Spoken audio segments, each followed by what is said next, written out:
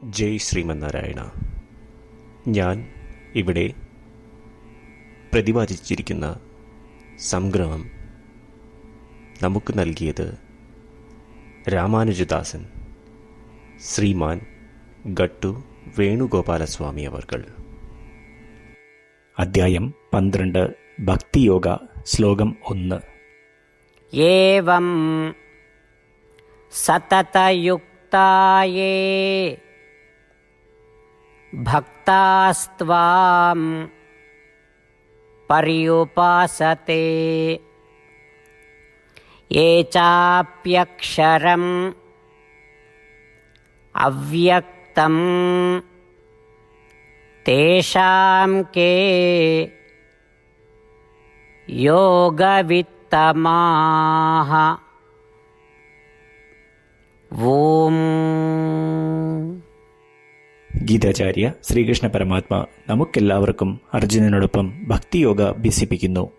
ഈ സന്ദർഭത്തിൽ അർജുനൻ ശ്രീകൃഷ്ണനോട് ചോദിക്കുന്നു: ഓ ശ്രീകൃഷ്ണ, ചില ഭക്തർ താങ്കളെ ധ്യാനിക്കുകയും താങ്കളിൽ ഒന്നിക്കുന്നതിനായി പരിശ്രമിക്കുകയും ചെയ്യുന്നു. മറ്റു ചില ഭക്തർ അനശ്വരവും അദൃശ്യവുമായ ആത്മാവിനെ ധ്യാനിക്കുന്നു. ഇതിനർത്ഥം ചില ഭക്തർ പരമാത്മ ദർശനം അല്ലെങ്കിൽ ദൈവത്തെ തിരിച്ചറിയുന്നതിന് ആഗ്രഹിക്കുന്നു. വേറെ ചിലർ ആത്മദർശനം അല്ലെങ്കിൽ സ്വയം തിരിച്ചറിവിനായി ആഗ്രഹിക്കുന്നു. ഓ ശ്രീകൃഷ്ണ, അങ്ങ് പറഞ്ഞാലും ഈ 2 തരം ഭക്തരിൽ വെച്ച് ആർക്കാണ് യോഗ അഥവാ തങ്ങളുടെ ലക്ഷ്യം കൈവരിക്കുവാനുള്ള പ്രവർത്തനത്തിൽ ആഭിമുഖ്യം കൂടുതലുള്ളത്?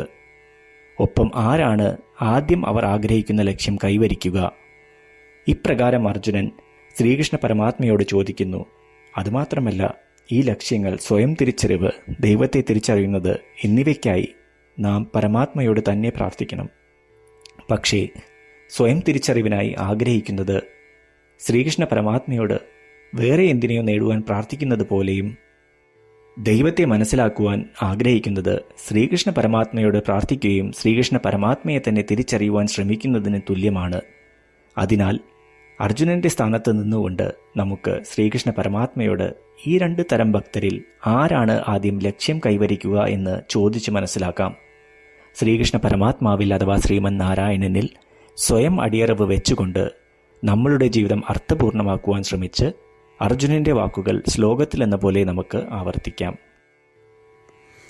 ഏവം സതതയുക്തായേ ഭക്താസ്ത്വാം പര്യുപാസത്തെ യേ ചാപ്യക്ഷരമവ്യക്തം തേഷാം കേ യോഗവിത്തമാഃ.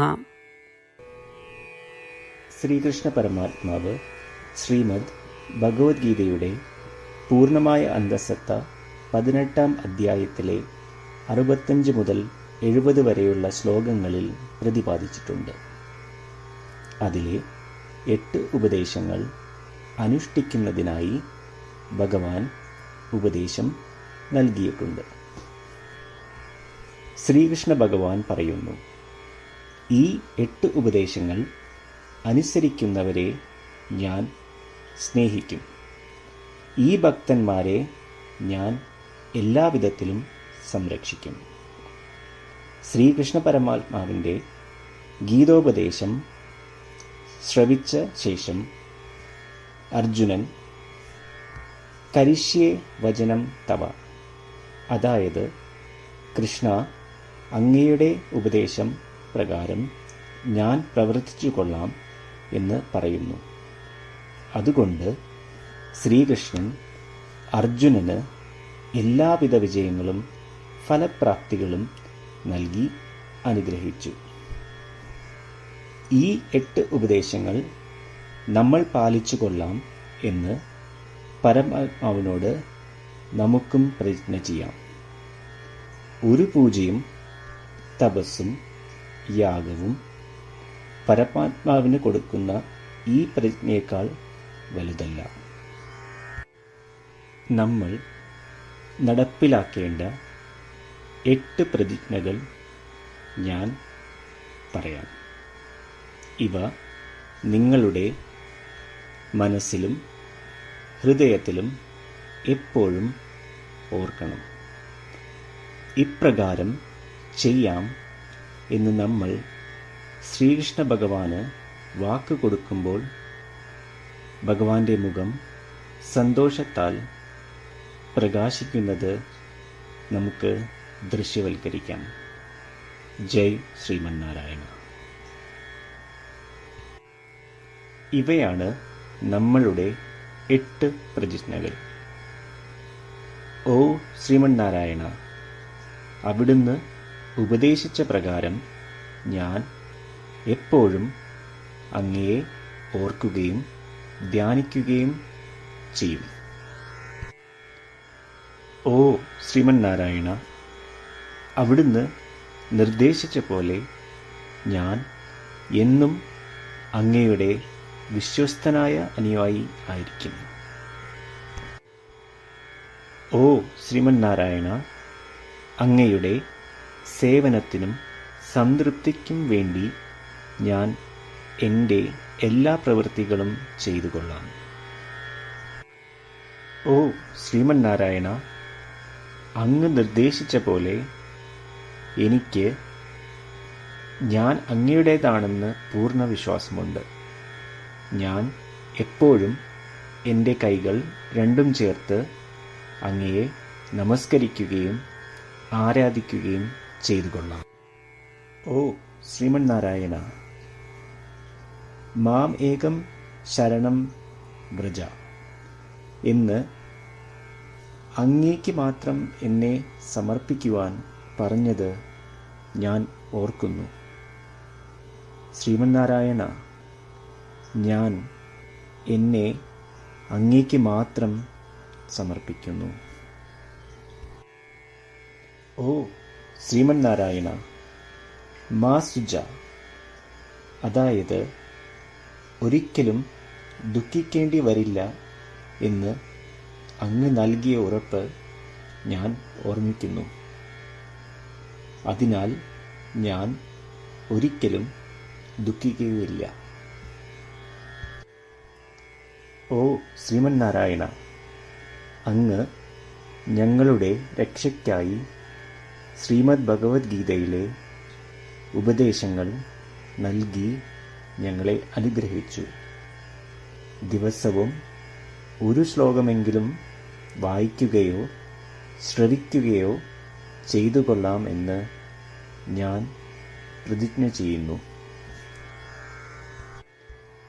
ഓ ശ്രീമന്നാരായണ, അങ്ങ് ഭഗവത്ഗീത എല്ലാ മാനവരാശിക്കും വേണ്ടി ഉപദേശിച്ചതാണ്. ഗീതയിലെ അങ്ങയുടെ ദൈവികമായ ഉപദേശങ്ങൾ ഞാൻ ഗീതയെക്കുറിച്ച് അറിയാത്ത ഭക്തന്മാർക്ക് എത്തിക്കുവാൻ ശ്രമിച്ചുകൊള്ളാം. ഓ ശ്രീമന്നാരായണ, ഞാൻ അങ്ങ് പറയുന്നത് പോലെ ചെയ്യുകയും അവിടുന്ന് ആഗ്രഹിക്കുന്നത് പോലെ പെരുമാറുകയും ചെയ്തുകൊള്ളാം. ഞാൻ അങ്ങേക്ക് വേണ്ടി മാത്രം പ്രവർത്തിക്കും.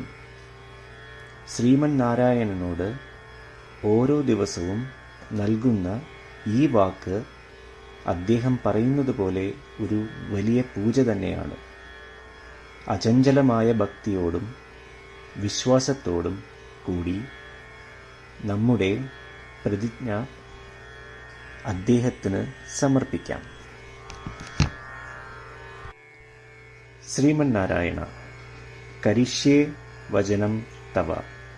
ശ്രീമന്നാരായണ, ഞാൻ അങ്ങയുടെ ഉപദേശപ്രകാരം പ്രവർത്തിച്ചുകൊള്ളാം. ഏവം സതതയുക്തായേ ഭക്താസ്ത്വാം പര്യുപാസത്തെ യേ ചാപ്യക്ഷരം അവ്യക്തം തേഷാം കേ യോഗവിത്തമാഃ. ഓം ഏവം സതതയുക്താ യേ ഭക്താസ്ത്വാം പര്യുപാസത്തെ യേ ചാപ്യക്ഷരമവ്യക്തം തേഷാം കേ യോഗവിത്തമാഃ. ശ്രീമന്നാരായണ, എല്ലാ ഭക്തരോടും ഒരു പ്രത്യേക അഭ്യർത്ഥന. നമ്മളുടെ ജീവിതത്തിൽ നമുക്ക് എല്ലാ കാര്യങ്ങൾക്കും ഉടനടി ഫലപ്രദമായ പരിണിതഫലം വേണം. ഇത് നേടുന്നതിനായി നമുക്ക് ഒരു നിമിഷം ദിനവും നാരായണാസ്ത്രം പാരായണം ചെയ്യാം. നാരായണാസ്ത്രം ലഭിക്കുന്നതിനായി നാരായണാസ്ത്രം വെബ്സൈറ്റ് www.narayanastram.org എന്ന സൈറ്റിൽ നിങ്ങളുടെ പേരും ഇമെയിൽ മേൽവിലാസവും രജിസ്റ്റർ ചെയ്യുക. ഇപ്രകാരം ചെയ്യുന്നവർക്ക് ഒരു നാരായണാസ്ത്രം PDF ഇമെയിലിൽ അയച്ചു തരുന്നതാണ്. ഈ PDF-ൽ ഒരു രാമായണ ശ്ലോകം, ഒരു ഗീതാശ്ലോകം, ഒരു വിഷ്ണുനാമം എന്നിങ്ങനെ അടങ്ങിയിരിക്കുന്നു. ഇവ മൂന്നും ചേർന്ന് നാരായണാസ്ത്രം എന്ന പേരിൽ അറിയപ്പെടുന്നു. ഏവർക്കും വിവിധ ശ്ലോകങ്ങളാവും അയച്ചു തരിക.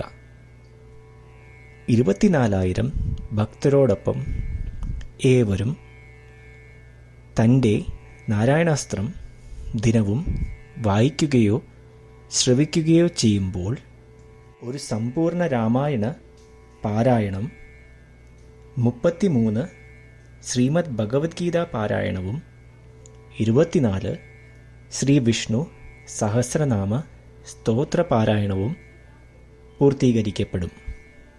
ഇത് ദിനവും ചെയ്യുന്നതിലൂടെ അത്യന്തം ശ്രദ്ധേയവും അസാധാരണവുമായ ഒരു ഫലമാണ് കൈവരിക്കാവുന്നത്.